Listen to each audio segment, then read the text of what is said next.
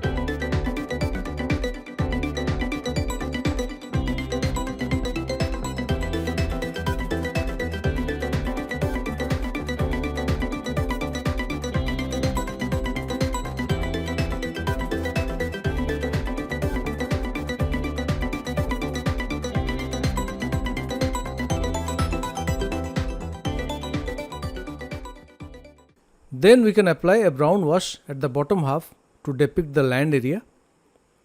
Here also it will be graduated wash, darker at the bottom and lighter near the horizon. We can apply the wash by keeping the paper upside down for convenience.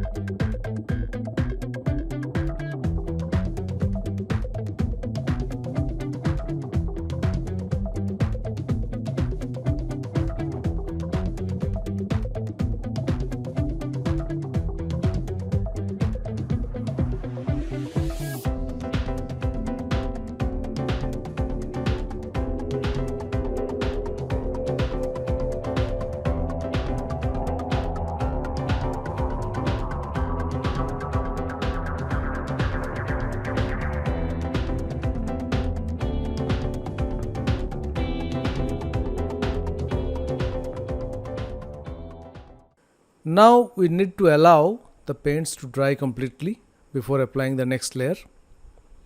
Once dry, wet the entire sky area with a broad brush using clean water. This is important to get a soft look.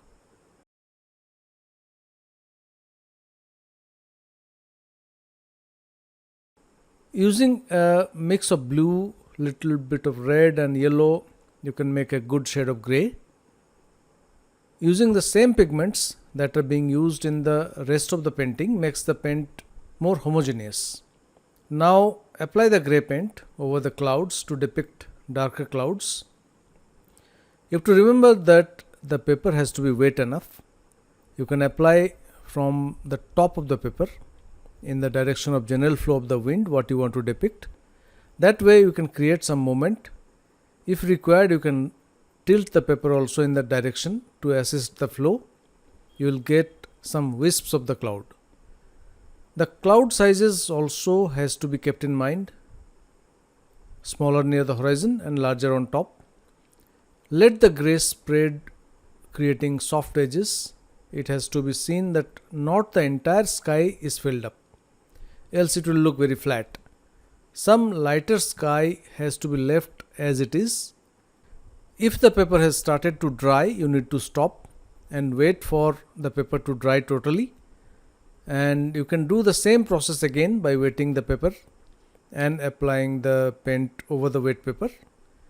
If you continue painting over the semi-dry paper, you will create hard edges. The clouds generally don't have hard edges, so you can avoid that.